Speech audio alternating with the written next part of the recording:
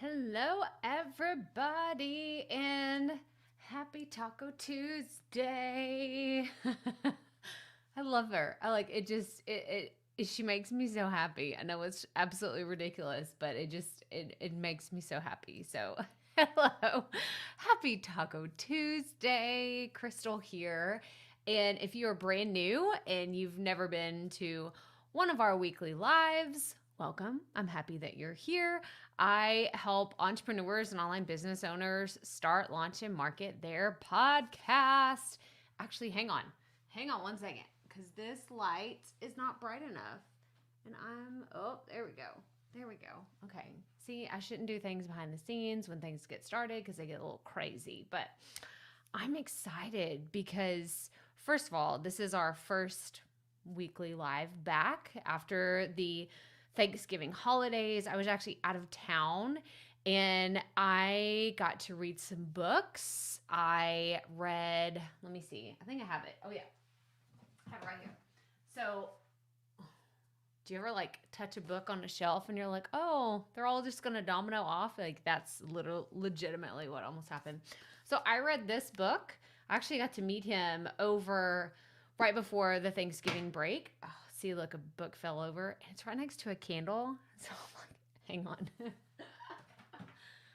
Hang on. Let's make sure that we do this very safely around here, okay? This was fantastic. If you have like you need some motivation, if you have someone in your life that's like, oh, they need some more purpose in their work, this was excellent. It was such a good book. And then I started.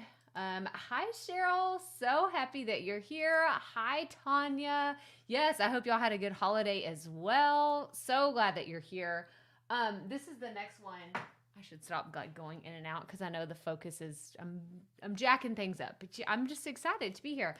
So I started reading this book about entrepreneurs because I was like, wait, what is the E Myth? I've heard people talk about this book, and I'm like, what does that actually mean? It's about entrepreneurship. So this is good. Why most small businesses don't work and what to do about it. Very, very good. This was, I think they said it was like 15 or 20 years after the original one. I probably shouldn't quote things that I don't know off the top of my head. But this is the one I'm reading. As you can see, it's like I'm barely getting into it.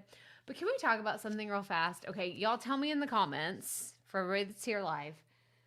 Do you like actual books? Are you an ebook person? Or are you just an audiobook person? Because there's a few different ways that I consume this type of content. I do like an audiobook when it's fiction. And the reason why is because, yes, I learn things whenever I listen to an audiobook, but also, let's be really honest, I'm usually distracted whenever I'm like listening to a podcast. I'm working out, I'm folding laundry, I'm like doing stuff around my house. I'm not necessarily like in the whole, like really in it. And so whenever, yes, oh, Sherry, yes, I love actual books. Me too. And I think it's something about, hi, Jonathan, so happy that you're here. I think it's something about the way that I learn and actually retain information. If I hold it in my hand and I'm looking at it and I see it, like I just have, like I see this like right here, this, oh, if I can point right here, it says, who is my customer? It's like the headings, it's the whole experience. It's the formatting, it's just the chapter headings, like all the things. So anyway, this is my little, this is what I'm reading. Yeah, Cheryl says the same thing. Business books, real books. Kindle for my leisure books, audio for spiritual books. Oh, that's interesting. Yeah, I like that. I like the I say e-readers because I know everybody has something different. I have an app that I would use forever that goes with our local library. Now I just totally blanked out. Overdrive. I'm like, what is the name of it? It's called Overdrive. And if y'all haven't done this, like 100% get connected to your local library because physical books are great to check out for sure. And especially with the kids and everything, we kind of stopped doing that when the pandemic started. But I love, you can still get audiobooks, you can get ebooks through your local library. So if you haven't done that, definitely tap into it. I love it because I live in like the greater Houston area. So we have a huge, it's called a consortium. I feel very, very fancy using that word because I did not know what that meant before I joined this like ebook like extravaganza is what it is, where you can get your ebooks and your audiobooks. I didn't know what that was until I joined through our local library, and I'm like, oh, and I learned a new word. So there you go. There you go. I prefer the physical books personally, yes. And again, I think it just goes back to like what type of learner you are, but also like how you actually want to consume it, right? Is it going to be something that you refer back to? Like for me, I tend to, especially with books like this one, there's a lot of really good quotables in here. I have some other good books, but I'm like going to keep going back and forth, back and forth. But there is, where's another one? Oh, this one. Oh, this is one that is so good. So for anybody that needs to learn more about content and content repurposing, Amy Woods, shout out Amy. This book is so good with giving you suggestions on repurposing a podcast episode, like repurposing video, all the things. This is so good. So stinking good. But this is one that I'll go back and like I would read like, oh, look at that, y'all. I didn't even have it marked. I opened straight to podcast, right? So you go in here and there's like actual step-by-step examples, but then there's some like formatting. I was going to say context clues. That's not the word I was looking for. There's some formatting that's done so you can see like real fast, like, oh, I need to go to this specific place. So yeah, I like a good physical book. There's just something about it too. And it's not attached to anything that could distract me. When I'm on a reader or I have my phone, I really don't like reading books on my phone. Because I feel like I'm just staring at my phone all the time anyway. I want to like disconnect, I need some analog in my life. If you need some analog in your life, grab a book, grab a real book. Okay. Sorry. I don't even know where that came from. I just felt like I needed to tell y'all I read a book on vacation, probably because it was a very big, like I read a whole book. This whole book I read in like 2 days. That never happens for me ever, ever, ever. Hello, hello. So happy that you're here. Y'all, this is great. Hi, Nathan. Glad that y'all are here. Today, we are just talking about today's podcast episode. So I was able to go to, this was really, really cool, actually. I went to an event held by Dave Ramsey's organization. It's called Ramsey Solutions. And if you aren't familiar with Dave Ramsey, he's a financial, I'm trying to think of like the right way to describe him. He's like a financial expert. I mean, like personal finances and like really investing. For us, it was getting out of debt. We needed to get out of debt several years ago. And him and his books and organization and different people that work on his team really kind of led us through that. And so it was a great full circle moment to be invited back to go, or I say back, I've never met them before, invited to go to Nashville. It was the week before Thanksgiving. And so today's podcast episode, I really shared all about it. So let me show you all this. If you go to the link on the page, crystalprofit.com/episode 310, you're going to see kind of the highlights of, you know, how I got invited. But I really want you to go and watch this YouTube video. This is a really short, I want to say it's like probably 5 minutes. I don't know. Let's click on it. Let's click on it and see. Let's watch this together. So it's 5 minutes and 48 seconds of, you can go and watch some of the highlights from it. I didn't do a lot of video, and there's a specific reason why.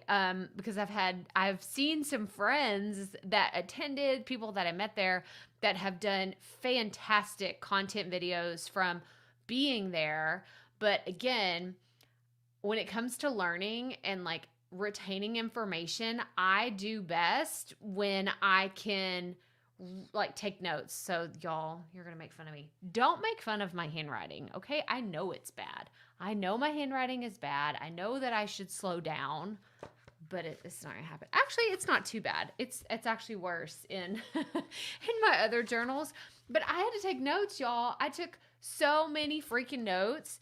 And I just like kept writing, and I kept like, there's just like some scrabbles everywhere. And I mean, I just kept like, my hand was cramping. I was writing so fast. And the reason why I didn't take a ton of video is because I wanted to really learn the information that we were getting taught there, because it was really, I mean, it was so good. It was so stinking good. So today's episode on the Profit Podcast is kind of a debrief, like at a high level of all the things that we learned, what the whole experience was like. And then I'm going to take these notes, and I'm going to create some deeper, like, podcast episodes, things that I learned. Y'all, I have a marketing degree. Okay. I have a marketing degree. I know this is why I geek out on marketing. I love it so much. It's so much fun. I learned things from the branding session that totally blew my mind. Like, I almost felt like it was like a slap on the wrist. Like, why didn't you know this?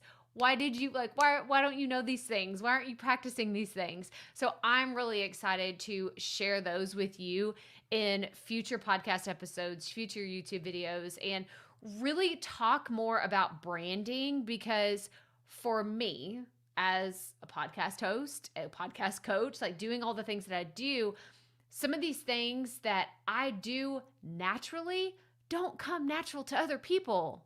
And I should know this, but I guess I just kind of, like, it's one of those things, right? Like when people tell you, like, oh, you sing really well. People don't tell me that. Okay, let's just be really honest. If you've been to one of these lives when I've like tried to sing, it's not pretty. It's not pretty. And I need to shut it down, stop it, because I don't sing really well. But for some people, it comes very natural to them. And so when it comes to marketing, it's something that comes very natural to me. And I've realized I need to dial back and simplify where I can teach better when it comes to branding and marketing, because I keep things a little bit high level and we don't go too deep into the mindset. I mean, if you're one of my students in Profit Podcasting, then yes, we go a lot deeper in the course about how to market, how to set things up, to talk about your show in a very specific way. But other than that, and a lot of my other content, we just kind of keep it pretty high level.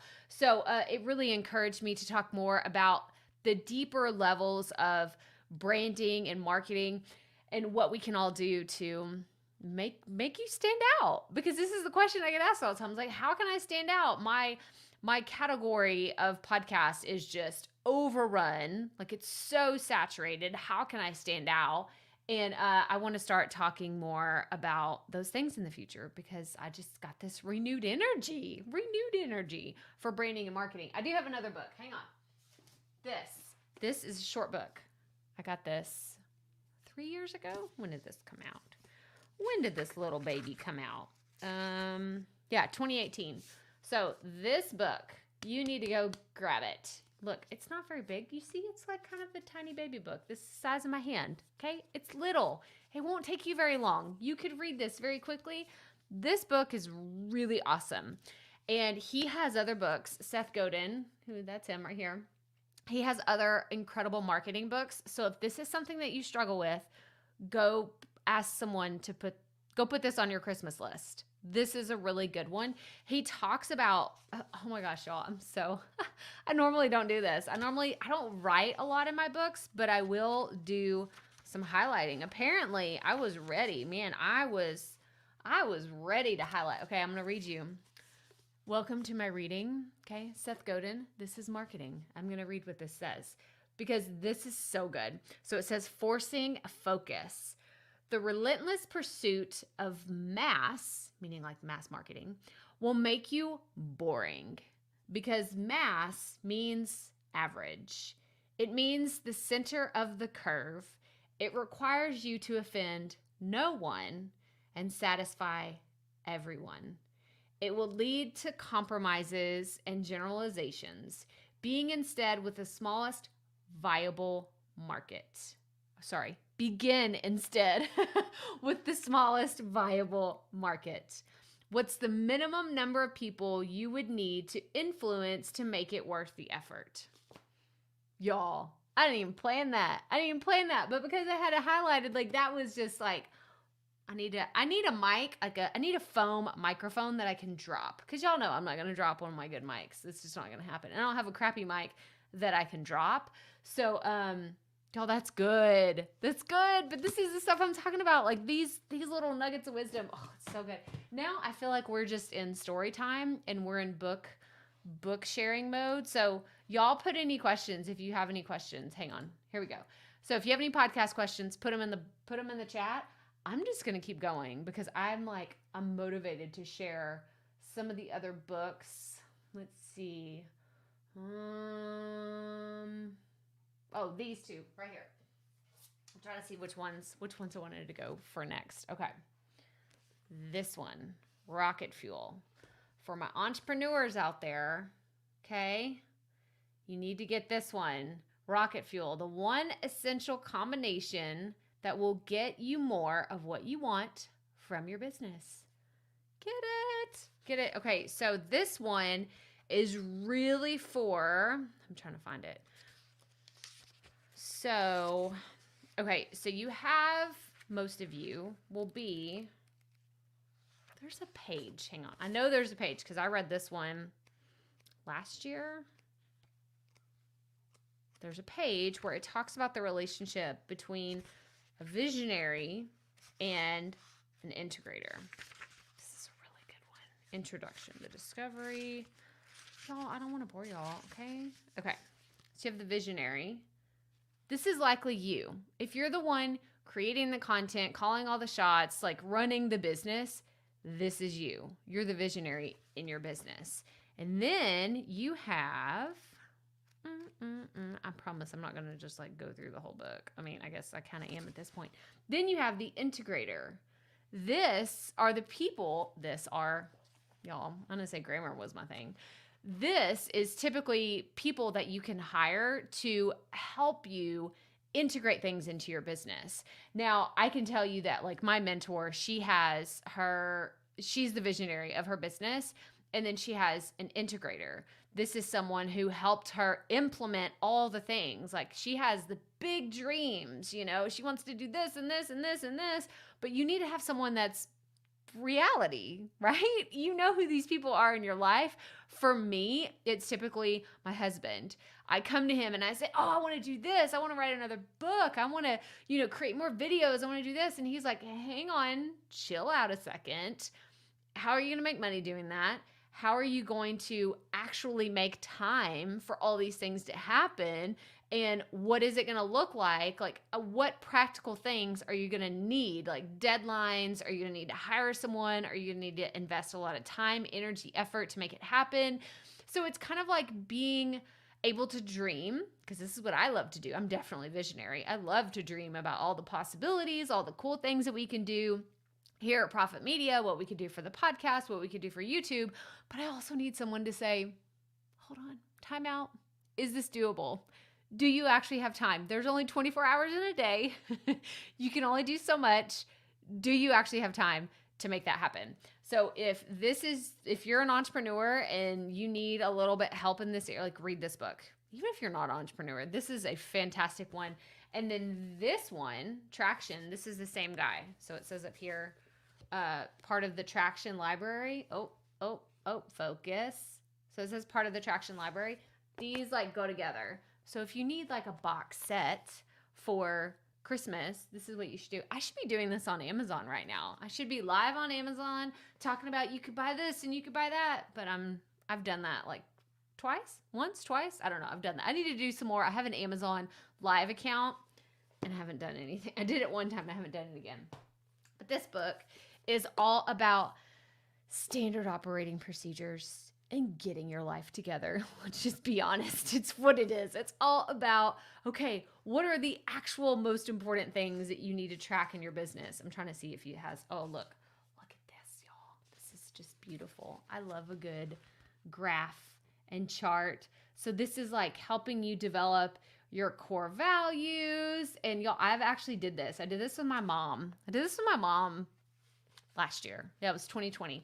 So I came up with our core value for Profit Media, our main focus. We came up with a 10-year target.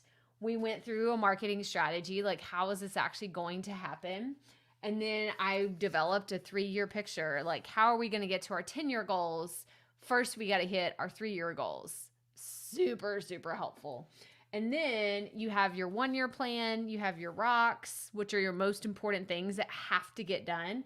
And then you have like any issues, like what are the things that could possibly come up? Oh, even just seeing this, I'm like, oh, I'm gonna read this book again. I don't know what this was.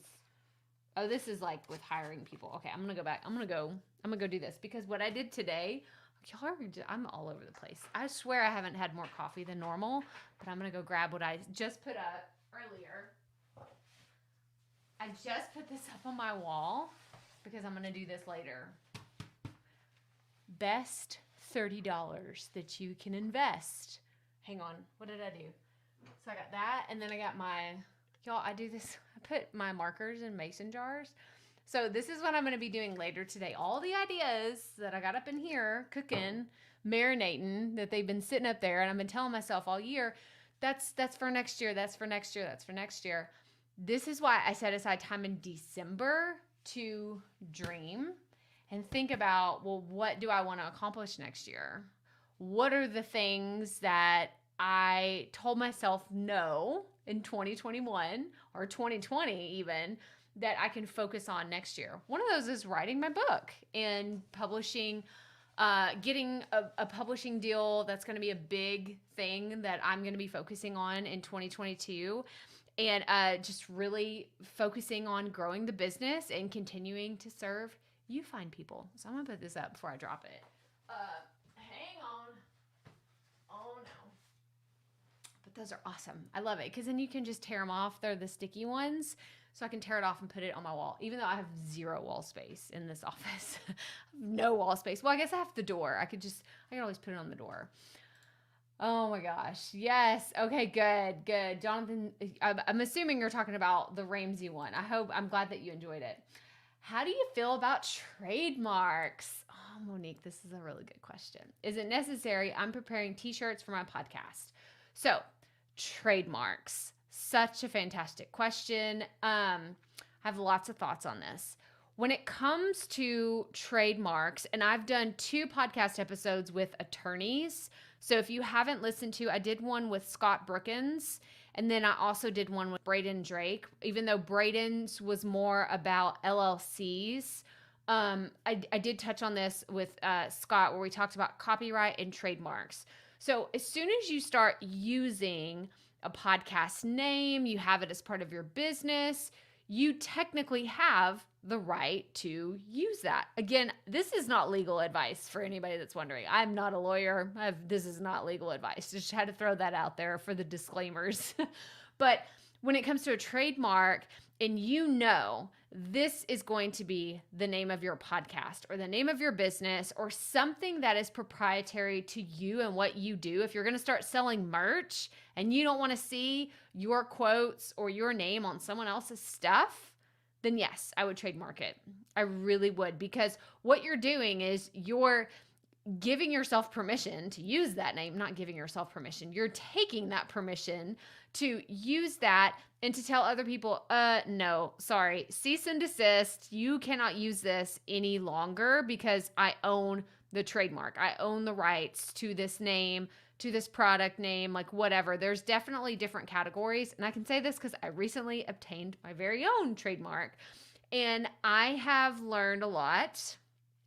Knowing what I know now, I don't know that I would have gone with the first trademark that I did, because it's not something that is as forward-facing in my business. It's not something I talk about a lot. I did it for my membership. So my membership that I launched in 2020, I haven't even had it live for most of 2021. I'm going to be doing a group coaching program in January 2022. But it's for the potty people. And I haven't been talking about it a lot because it's not something that's been an active product in my business for most of 2021. But I do have it. I did obtain the trademark. I did it through a recommended lawyer, and I went that route. Now, I will say, if you're going to start using a name, and we've talked about this before, I think it's the USPTO. Hang on. USPTO trademark search. So if you are going to, hang on, let me remove that one and share this one. trying to share my screen with you. Because what I want you to do, so if you type in the USPTO and you do a trademark search, if you click on here, then you can actually go in and search the database to see, is the name or the product or whatever you're looking to use, is there already a trademark for it? This is where I recommend everybody start. Everybody start. When you're starting your podcast, yes, a Google search is great. Yes, it's great to go look in Apple or whatever podcast player you're listening, or maybe even all the podcast players, to make sure that your name isn't taken. But this is where I would ultimately go to see if your name is even available to use in a commercial sense. So you can just click on search the database, and there's a few different ways. Like you can do exactly the way that you want it stated, or you can do kind of like multiple words, like keywords that you would use. There's a few different ways that you can do this, but this is where I would go. So the uspto.gov, I'm pretty sure that's what you can do, or you can just Google US Patent Trademark Office and go look there, go check it out. Now, the question I also get a lot when it comes to trademarks is, should I do it myself? Can I just trademark something myself? And yes, you can. You can do it yourself. But for me personally, I didn't want to do anything wrong. I didn't want to do something and then realize, oh my gosh, there was a loophole in this that I had no clue about because I don't know what I'm doing. And yeah, I saved a few $100, but I did it wrong. Therefore, I don't technically own the trademark for this particular thing. So I like trademarks. I think they're a great idea, but I also don't want to see you do it in a way that's just going to end up costing you more money in the long run. So if you see an option where you're like, oh, I can do it myself for $300, make sure you know exactly what you're doing. And if you don't, then I would recommend hiring an attorney to help you do it. And if you can't afford that, then maybe you can just wait a little bit longer. But as soon as you start using that name, if it's on your podcast, on your website, then technically you have like first dibs on it, but it's just a matter of how quickly you can get a trademark for it. So that's kind of my non-legal answer, because like I said, I'm not a lawyer, but I went the route of getting a trademark, and I'm glad that I have it. I'm in the process of getting another one now that I know what I really want to, like the direction I want to go in my business. And that was really helpful. So I kind of consider the first one, it's not really a mistake, but it was more of a lesson learned that I should have gone for something more high level instead of something so specific on a product that I honestly didn't even know if I was going to use it a ton going forward in the future. So that's my tips and advice for trademarks. Yes. You are so welcome. You're so welcome. Let me know if y'all have any other questions. I could just sit here and talk to you about books all day. Here's another one. Oh, here's another one. This is really good. This is a really good book, especially for podcasters. This one. So it's The Infinite Game. I bought this. I was in an airport. This usually when you see like the fancy books, like the hardcovers, it's because I was in an airport, because I will typically buy these like the paperbacks on Amazon, even though these look great. They look great on a bookshelf, but because these are a lot more expensive. Let's just be honest. Let's be honest. This book was probably, it was $28. Okay. It's a lot of money. I could have spent like $12 on Amazon or even cheaper on Audible. But this is a really good book, especially for content creators. I don't just want to say podcasters, because can we just do a little tough love? A little tough love here. Not everyone's going to publish a piece of content and go viral and get millions of downloads and have an immediate audience and have $100,000 business as soon as they start online. It's not going to happen for most people. And so with this book, it really goes deep into the idea of this is a marathon, not a sprint when it comes to business. Period, the end. Any kind of business. And what he talks about a lot in there is how often a company will go public, right? They have their IPO, they're public, and they're like, yay, we're worth so much money. But then all of a sudden, they have this obligation, they have this duty to their shareholders, and that jumps to priority number one instead of their customers. So they stop serving their customers as well because they're worried about shareholders. They're like, well, what's the money? What's the bottom line? Like, I got to know. We got to keep our shareholders happy. But they've lost sight of their customers, who are going to be the lifeblood of their business, because that's how they make money, and it keeps them from staying in business.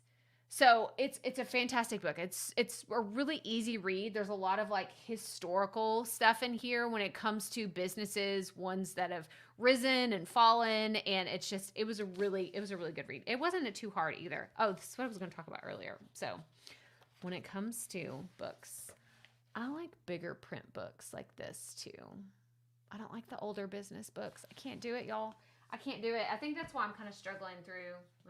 Let me go through my pile here real fast.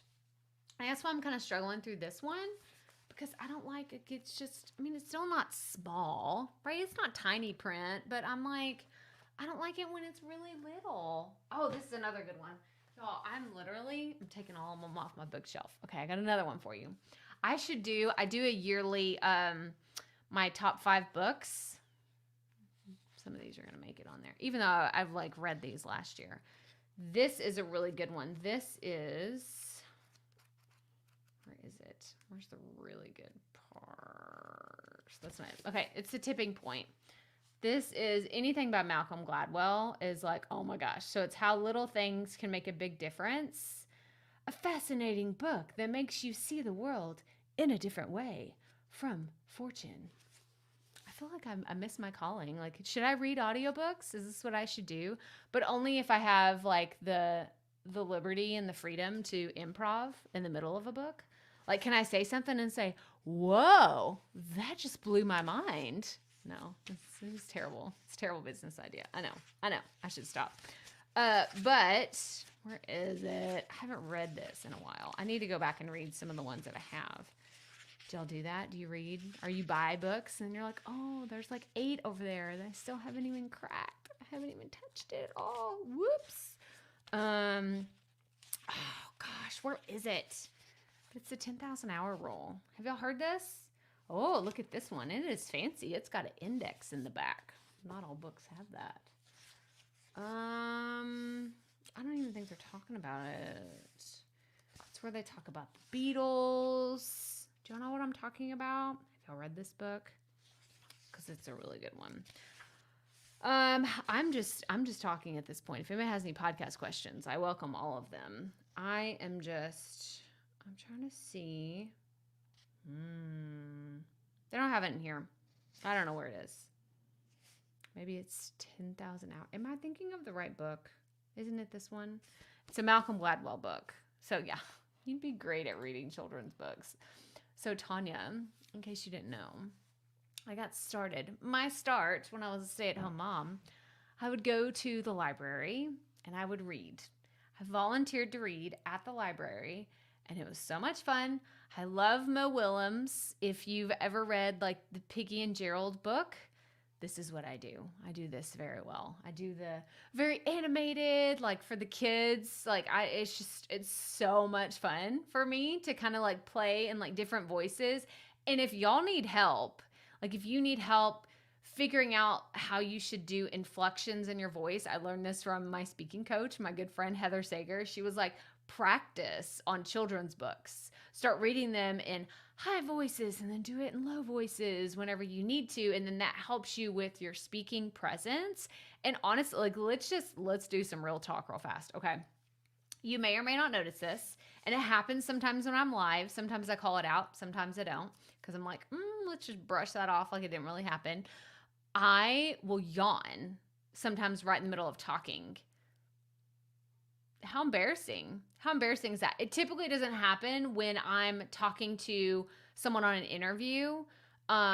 It just usually doesn't because I'm not talking as much. I'm typically the other person. It's their stage, right? I've invited them to share the stage and I want to put the spotlight on them.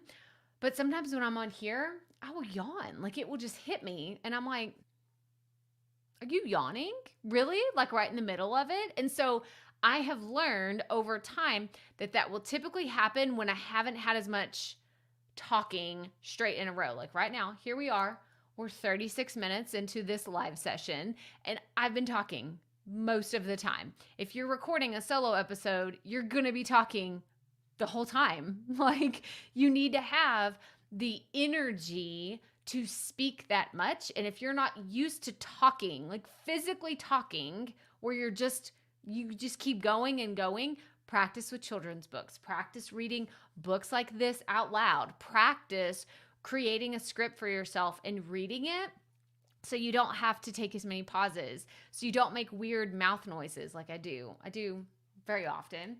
And, oh gosh, y'all, I'm going to knock the whole thing over. And then take breaks to take a drink because, you got to. But reading children's books are great. It's great for that. Oh my gosh, y'all. If y'all have any other questions, please let me know. Like I said, I'm just ranting about all the books. Now I'm going to have to go back and fix my bookshelf because it's a little crazy. What's another really good one? Oh, this was a really easy one that I read several years ago. This was so easy. Like I finished this on a plane ride. Look at how tiny this book is. I think it's like barely 100 pages. Oh, it's 97. This book is 97 pages. It's not even 100 pages. Look how skinny. It's a little bitty baby book. Oh, no. No, I can't do it. I can't ever get this thing to focus. But it's really good. It's a great, always think, see, I try to get the literary words correct and I don't know what they are. I'm like, alliteration? Is that the right word? Is that somebody that's smarter than me? Like, put it in there. Like, the alliteration of being a rhinoceros and how you can go through life. So the secret to charging full speed toward every opportunity. It was really cute. It was really, really cute. I got this in 2018 as well. 2018 was the year that I read, oh my gosh, so many books. I think I ended up reading probably close to 50 books that year, all nonfiction. I don't think I read any fiction book in 2018. And I have like a list somewhere of all the books that I read. I need to do Goodreads. Is anybody on Goodreads? I need to be on there because I need to go and list all these to where y'all can follow me. If you're like, are there any good books about this? And be like, yes, here, go to Goodreads and look at all of them. It's what I do for my podcast, right? I'm on Good Pods. If you haven't followed me, go follow me on Good Pods. Go download Good Pods. When people ask me, what do you listen to for your podcast? You can literally see what I listen to. I listened to 2 podcasts today, and you can go see. One of them was Amy Porterfield's podcast, and then I listened to Jasmine Starr on the Entree Leadership podcast. If you want to know what podcast I listen to, go download Good Pods. Go follow me over there. Like, I don't even have to tell you what I listen to. It's literally right there, and you can see most of the time I'll rate it, like give it a star rating, and then I'll put a comment like, this is my favorite part about it, or this is what I really enjoyed about this one episode. Any tips to keep from getting hoarse from recording all the time? This is a great question. I know a lot of people. I have a friend, shout out Jordan. She is a podcaster. She reads children's storybooks, I guess just storybooks in general, because I know she has other people that listen to her podcast, but it's called Dreamful. And she reads it in this like, she's beautiful, angelic voice that I don't have. I'm like, oh my gosh, it's so soothing, y'all. Like if you need a podcast to put you to sleep at night, go find the Dreamful podcast because it's so good. And I know she works her butt off for the production, but she comes from like a musical theater background. And she says the throat coat tea works wonders. And for me, I think it's honestly just lots and lots of water. Like you saw me, I have my huge water bottle over here. Like drink lots and lots and lots of water because it will keep you from getting hoarse. But I also like to space out what types of recording that I'm doing. So, for example, what I'm doing today with the live stream, I actually feel like this is harsher on my voice than just recording a podcast. And it's probably because I'm more animated. I do a lot more than I typically do. When I record, it's one thing, excuse me, but whenever I do when I record like this, because I know that I'm on video. So I show up a little bit differently than I do when I'm on my podcast, because yes, I'm still animated. Like I use my hands, I do all the things whenever I'm recording my podcast, but it's usually a little bit in a different capacity where it's not as harsh. Okay, yeah, I do drink more water on recording days. Yeah. And I think it's just a matter of how you're feeling that day too. Because I'll notice, like right now, my throat feels a little scratchy just because I've been talking for 40 minutes. And so whenever I notice that, I'll get a lozenge, I'll get some hot tea, I'll get, even just hot lemon water can really help just kind of like soothe that. I've heard honey helps as well whenever you're like trying to just get that itchiness out of your throat. It's not so much that you're super hoarse, because I do think that that's different. I think if you lose your voice, you're going to lose your voice. And the only way to really build that up is to not push yourself, right? Like if you're hoarse, I think you should take a day off. If you're able to, you can still record. It's probably not going to sound that great if you record whenever you're super hoarse, but I know you'll see singers that kind of push through and they're like, I really messed up. It's going to take me longer to recover because I pushed through it. So if you're able to, I would make it to, like, I don't record a podcast every single day. I don't record videos every single day. I'm doing all of my videos today, and because I knew that this was going to be the best time I was going to have my hair done, my makeup done. I was going to be actually put together today. So I was like, okay, well, I'm just going to do videos. I'm going to do back-to-back videos. So I'm doing this live stream. I did a YouTube video earlier. I have 3 or 4 more YouTube videos to do after this. And then I'm done. So I'm not recording a podcast tomorrow because I did it yesterday, because I knew that today it would take a lot of energy and effort to record. So if you can space out when you're doing your recordings, then that can really help. So I hope that answers your question. But let me know. Other than that, I don't really have any other tips, because I don't find myself getting super hoarse unless I'm screaming. If you go to a football game, we go to a basketball, we go on the kids' games and I'm screaming the whole time, that's typically when I get hoarse and I'm like, okay, I can't do any more talking. I'll just whisper for like a few days. So yeah, so happy that you're here. If y'all have any other questions, yes, you're so welcome, Tanya. That throat coat though, the throat coat hot tea, I don't know what the brand is. I'm trying to think what that brand is, but you know what I'm talking about. If you've seen it at the store, it just is literally, it's like in red letters or red background. It says throat coat. Go grab that at your local supermarket, because it'll definitely help. If nobody has any other questions, I'm going to let y'all go, because like I said, I have some videos to record. I got to eat lunch. I can hear my stomach rumbling already. And it's barely even 10:45. And yeah, it's because I get up so early and I'm always hungry. Let's just be honest. But that's all I have for y'all today. So again, have a fantastic Taco Tuesday. I gotta do it one more time because she's my favorite. She's my favorite. She's just so much fun. And thank y'all so much for being here today. I hope that you have a fantastic day. Reach out if you do have any other questions about podcasting or running your online business. And as always, remember, keep it up. We all have to start somewhere. Bye, y'all.